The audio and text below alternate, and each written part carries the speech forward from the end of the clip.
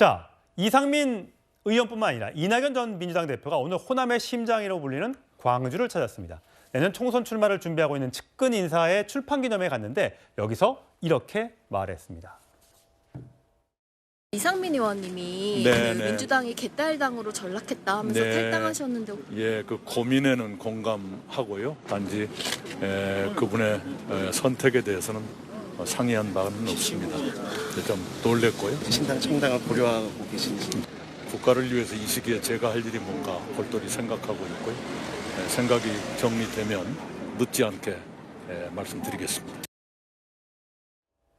또 이낙연 전 대표 얘기를 해야 되니까 김현정 특보한테 물어봐야 될 텐데 어쨌든 특별한 인연이 있는 사람의 행사라 이제 본인이 대표실에서 근무했던 사람의 행사라 출판기념회 가진 거고 이상민 의원의 고민을 공감한다. 하지만 탈당에 대해서는 상의한 바가 없다. 신당 창당과 관련해서는 생각이 정리되면 늦지 않게 말씀드릴 것이다. 라고 하면서 나는 나보다 국가를 위해서 살아왔기 때문에 나는 언젠가 결심하면 결단을 하겠다라고 얘기했습니다. 자, 이 발언에서 지금 민주당 내에서 비명계로 불리는 의원들이 일부 모임을 만들었지 않습니까? 그 모임과 함께 혹시 신당 창당, 탈당, 세력화 이거 가능하다고 보십니까? 저는 이제 일각에서는 그렇게 보는 시각도 있던데 현실적으로 그러지 않을 것이다라고 봐요. 저는 이제 이낙연 전 대표는 좀 전에 말씀하신 원칙과 상식이라는 그 의원들하고 또 원외에서 지금 그 이낙연 지지했던 분들이 신당 창당도 지금 하고 있거든요. 그리고 원외에 이낙연 지지자 분들이 만든 포럼도 있고요. 또 그분들이 지금 현재 그 민주당 소속으로 국회의원 출마도 준비하신 분들도 많습니다. 그런 분들에 대한 구심점 역할을 하면서 당과의 가교 역할을 통해서 그분들한테 총선 공간에서 룸을 좀 만들어주려고 하는 역할을 하려고 하는 것이 더 방점을 찍혔다라고 저는 생각을 하거든요. 왜냐하면 이낙연 전 대표께서는 뭐 다들 아시겠지만 우리 민주당을 넘어서 대한민국을 대표하는 뭐 중량감 있는 정치인이시고 민주당에서 2004년도에 열린우리당이 만들어졌을 때에도 민주당을 지키신 분이시기도 하고 2016년도에 호남에서 국민의당 열풍이 불었을 때도 민주당을 지키셨고 또 뭐 사선 의원의 도지사의 총리의 당대표의 뭐 대통령 경선 후보까지 하신 분이기 때문에 우리 민주당을 떠나서 본인이 뭐 신당을 창당해서 세력화해서 뭐를 도모하기에는 우리 당뿐만 아니라 본인의 정치적 미래에도 결코 도움이 되지 않을 것이기 때문에 저는 현실적으로 오히려 그 비명계의 원내 분들하고 당과의 그런 가교 역할을 통해 가지고 당을 좀 통합적으로 이끄는 그런 역할을 통해서 총선 승리에 기여하는 쪽으로 가실 것이다. 저는 그렇게 생각합니다. 그런데 정치인이시다 보니까 다양한 이제 발언이라든지 행보들을 하실 거 아니에요. 그런 것들도 결론은 제가 말씀드린 그런 목표를 향해서 하는 것이다라고 저는 이제 생각합니다. 저희가 이제 호남 갤럽에서 여론조사한 호남 지지율을 좀 봤는데 민주당에 대한 지지율이 60%를 넘던 지지율이 뭐 지난주에는 올라서 57까지 갔습니다만 50대에서 지금 횡보를 하고 있었단 말이죠. 과거에 안철수 국민의당이 창당했을 때도 호남에서 돌풍을 일으키면서 3당을 차지했었단 말이죠. 이런 지지율과 그러니까 호남에서 지지율이 나오지 않는 것과 이 이낙연 전 대표의 신당 가능성 이게 혹시 연관 짓는 사람들이 있는데 그렇게 생각하시지는 않으신지요? 저는 그렇게 생각하지 않습니다. 우리 그 호남의 지지율 같은 경우에는 늘상 그랬습니다. 그 대선이라든지 총선이라든지 지방선거처럼 큰 선거가 있을 때 우리 민주당이 그거에 대해서 좀 뭐랄까 이렇게 경각심을 갖지 않고 약간 좀 느슨하다라고 느꼈을 때 지금 그런 그 여론조사에서 그런 호된 회초리를 좀 드는 그런 경향이 있지만 결국은 우리 민주당의 지도부를 중심으로 해서 똘똘 뭉쳐라라는 그 메시지를 주는 것에 오히려 더 방점이 있다 저는 생각하거든요. 알겠습니다. 과연 이낙연 전 대표는 어떤 선택을 하게 될지 신당을 차리게 될지 아니면 당내에 남아서 당을 개혁하는 데 힘을 보탤지 자. 이 목소리 한번 들어보시면 어떤지 짐작이 가실 것 같습니다. 들어보시죠. 정권을 비판하고 견제하려면 야당이 떳떳해야 됩니다. 만약 정권이 야당의 약점을 안다면 그 정권이 야당을 무서워하겠습니까? 남을 비난하려면 자기가 먼저 깨끗해야 됩니다. 정부가 이렇게 정신없을 때 야당이라도 제대로 정신 차리고 제대로 비판하고 대안을 제시해야 합니다. 왜 못하고 있습니까? 홍 의원님. 이낙연 전 대표가 남 비난하려면 내가 먼저 깨끗해야 된다.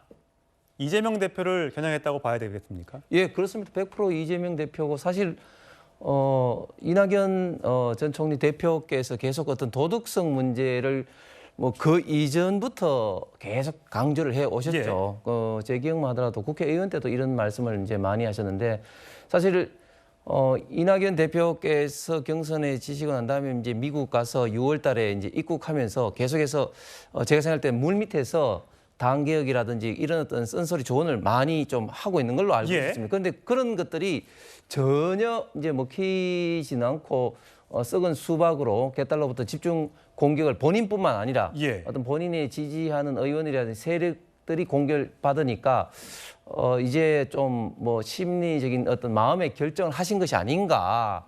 그러니까 지금 그 이낙연 대표 있던 원래 성정은 뭐 엄중낙연, 진중낙연 이런 어떤 별명이 붙을 정도로 굉장히 좀 신중하신 분인데 저 정도의 어떤 발언이 나오신 거 보면 그리고 특히 또 이낙연 대표를 따르는 어떤 민주주의 뭐 실천 행동인가요? 이렇게 원내에서는 이미 이제 신당의 움직임이 있고 하니까 제가 볼 때는 이낙연 대표가 아직까지 100%는 아니지만 여러 가지 선택의 기로 중에 탈당을 해서 신당을 만들려는 그런 어떤 움직임, 마음가짐은 확실하게 있는 것으로 지금 여러 가지 상황을 봤을 때 보여집니다.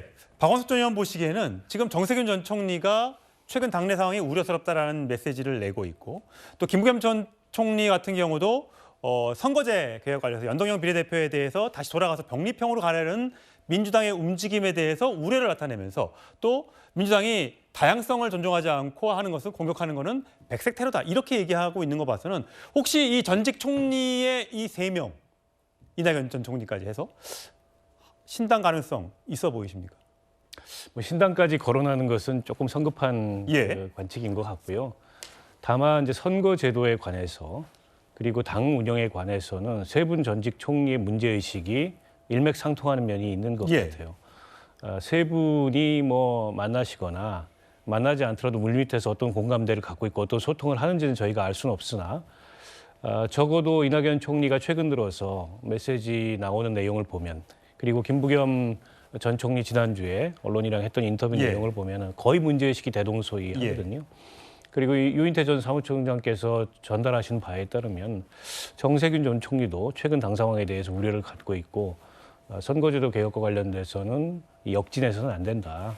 이런 의견을 갖고 있다는 점에서 저분들이 다 그 민주당의 상임 고문이세요. 민주당의 상임 고문이 전직 대표, 전직 총리를 지내신 분들인데 그런 만큼 아마 이재명 대표도 저분들이 갖고 있는 우려 또 저분들의 의견 이거를 가볍게 생각하기 저는 어렵다고 보고요. 근데 이제 문제는 민주당이 워낙 강성 지지층 중심으로 이 당이 운영되고 그런 목소리가 어떻게 보면은 당의 의사결정에 지배적으로 영향을 미치는 걸로 보이다 보니까 원로들의 저런 우려가 과연 현실적으로 지금 이재명 대표의 리더십이나 이재명 대표 당을 운영하는 방식의 변화를 가져올 수 있을까? 거기에 어떤 변화가 없다면 저 세 분들이 갖고 있는 문제의식이 단지 문제의식 수준이 아니고 모종의 어떤 결단이나 행동이나 이런 걸로 나타날 가능성이 높다고 보고 이낙연 전 총리께서 저 정도의 톤으로 말씀을 하셨다는 거는 마음속으로 어떤 결심이 섰다는 생각이 듭니다.